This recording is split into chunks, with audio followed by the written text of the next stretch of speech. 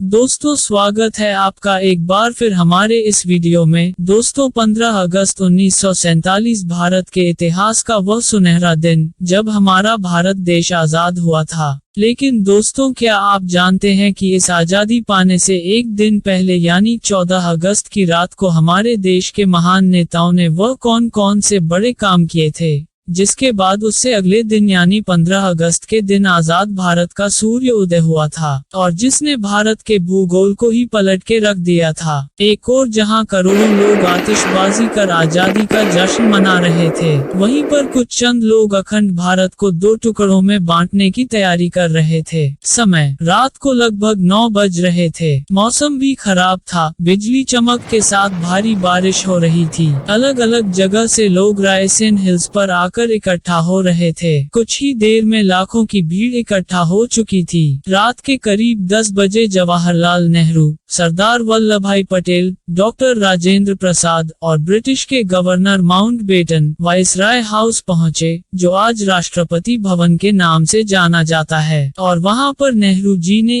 एक ऐतिहासिक भाषण दिया था। इस भाषण को डेस्टिनी कहा जाता है। नेहरू जी के भाषण की शुरुआत कुछ इस प्रकार हुई थी। हमने नियति से एक वादा किया था, अब उस वादे को पूरी तरह तो नहीं लेकिन बहुत हद तक पूरा करने का वक्त आ गया है। आज जैसे ही घड़ी की सुइयां मध्य रात की घोषणा करेगी, जब सारी दुनिया सो रही होगी, तब भारत करवट और जीवन की आजादी के साथ उठेगा। और कुछ ही देर बाद वह घड़ी आखिर आ ही गई, जब भारत ने आजादी की सांसें ली। रात 12 बजे शंखनाद के साथ हमारे देश की आजादी का आगाज हुआ था। मैदान में खड़े लोग महात्मा गांधी के जयकारे लगा रहे थे और जो लोग देश में रेडियो के माध्यम से इस भाषण को सुन रहे थे, उनकी भी खुशी का कोई ठिकाना नहीं था, क्योंकि गुलामी की जंजीर छोड़ आज अपना देश आजाद परिंदा हो चुका था, जिसे हमने लगभग 200 सालों से इंतजार किया था। 14 अगस्त 1947 में उस रात भारी बारिश के बाद 15 अगस्त के दिन मौसम बिल्कुल साफ हो गया था, जब सुबह 8:30 बजे पंडित जवाहरलाल नेहरू और उनके कैबिनेट के सदस्यों ने शपथ ली। इसके बाद अंग्रेजों का झंडा हटा करके अपने आजाद हिंद का झंडा लहराया गया था। उस वक्त सभी देशवासियों का हर्ष के साथ सीना चौड़ा हो गया था, क्योंकि इस आजाद हिंद झंडे का हमें वर्षों से इंतजार था। उस समय जब दिल्ली में आजादी का जश्न मनाया जा रहा था, तब महात्मा गांधी दिल्ली से हजारों किलोमीटर दूर पश्चिम बंगाल के नोआखाली में थे और वहां पर महात्मा गांधी राज्य में शांति कायम करने का प्रयास कर रहे थे। कुछ इतिहासकार बताते हैं कि पंडित जवाहरलाल नेहरू के इस ऐतिहासिक भाषण को पूरे देश ने सुना था, लेकिन महात्मा गांधी इस भाषण को नहीं सुन पाए थे। 14 अगस्त 1947 की ऐसी रात जिसमें वो लोग सोए तो थे गुलाम देश में, लेकिन उठे तो उनकी सुबह आजाद भारत देश में हुई थी। लेकिन जितनी खुशी उन लोगों को भारत देश के आजाद होने में हुई थी, उतना ही गम अखंड भारत के दो टुकड़ों में टूट जाने से हुआ था। क्योंकि दोस्तों भारत ने अपना 3,46,737 किलोमीटर का एरिया पाकिस्तान के रूप में खो दिया था। जो लोग कुछ समय पहले भारत देश में भाई भाई की तरह भाईचारे की जिंदगी जी रहे थे, वहीं पर आज एक दूसरे की जान की दुश्मन हो चुके थे। क्योंकि 14 अगस्त 1947 की रात में भारत की आजादी के साथ साथ भारत दो टुकड़ों में विभाजित भी हो गया था। पहला हिस्सा हिंदुस्तान का और दूसरा हिस्सा पाकिस्तान के नाम हो गया था। भारत के इस विभाजन की खबर को सुनते ही कई जगह दंगे शुरू हो गए थे। इस दंगे में उस रात हजारों लोगों के सर धड़ से अलग कर दिए गए थे। आजादी की रात को कुछ महिलाओं की आबरू तक लूट ली गई थी। पूरा भारत दंगे की आग से जल उठा था। भारत में रहने वाले बहुत से मुसलमानों को पाकिस्तान जाने की जल्दी थी, तो वहीं दूसरी तरफ पाकिस्तान में रहने वाले हिंदुओं और सिखों को हिंदुस्तान भाग जाने का सिलसिला शुरू हो गया था। एक रिपोर्ट के अनुसार इस आजादी के बाद 1.4 करोड़ लोगों का विस्थापन हुआ था, जिसमें लगभग 7,26,000 26,000 मुस्लिम हिंदुस्तान से पाकिस्तान गए थे और 7,49,000 हिंदू और सिख पाकिस्तान छोड़कर हिंदुस्तान आए थे।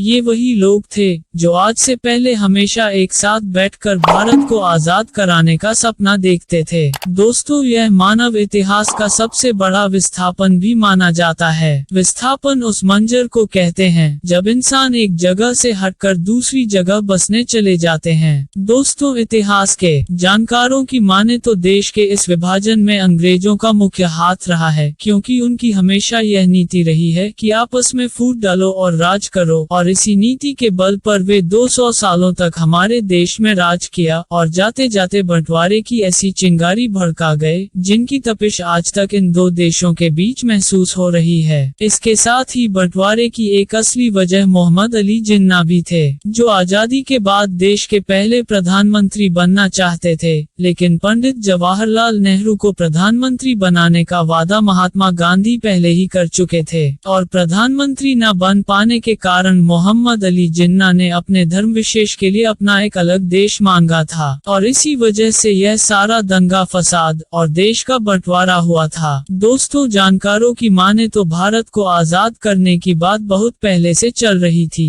और इसी वजह से अंग्रेजों ने लॉर्ड माउंटबेटन को अपना आखिरी गवर्नर जनरल बनाकर भारत भेजा था। लेकिन भारतीयों को तो आजादी के साथ साथ भारत का बंटवारा भी चाहिए था और यही चीज अंग्रेज भी चाहते थे, क्योंकि यह आग की चिंगारी उन्होंने ही लगाई थी जो आज आग बनकर आज तक हम लोगों के सीने में जल रही है। लेकिन दोस्तों, इससे भी ज्यादा दुख की बात यह है कि अंग्रेजों ने हमारे साथ हर वो जुर्म किए जिस जुर्म को आज भी हम याद करें तो हमारे आंखों में आंसू आ जाते हैं। इतने जुर्म करने के बावजूद भी उस समय हमारे देश से अंग्रेजों को बारातियों की तरह विदा किया गया था। भारत से अंग्रेजी सैनिकों को ब्रिटिश भेजने का सिलसिला आजादी के 2 दिन बाद से ही शुरू हो गया था और यह भेजने का सिलसिला लगातार 1 साल तक चलता रहा और इसके साथ ही अंग्रेजों की आखिरी विदाई 27 अगस्त 1948 को बैंड बाजे के साथ बड़े ही धूमधाम से कर दी गई थी। इसके बाद हम भारतीय अंग्रेजों से पूरी तरह से मुक्त हो गए। इसके साथ ही अब हमारे देश को आजाद हुए पूरे 76 साल हो गए हैं और इस आजादी के पीछे हमारे अनेक शहीदों ने अपने प्राण न्यौछावर कर दिए हैं। इसलिए आज हम सभी देशवासियों का ये कर्तव्य बनता है कि अपने देश के प्रति कर्तव्य एवं निष्ठा की भावना रखें और अपने देश में प्रेम भाईचारा आपस में बनाकर रखें। दोस्तों, वीडियो पसंद आया हो तो कृपया वीडियो को लाइक और चैनल को सब्सक्राइब करना ना भूले ताकि दोस्तों आपको आगे ऐसी वीडियो मिलती रहे। दोस्तों, वीडियो देखने के लिए तहे दिल से धन्यवाद। जय हिंद दोस्तों।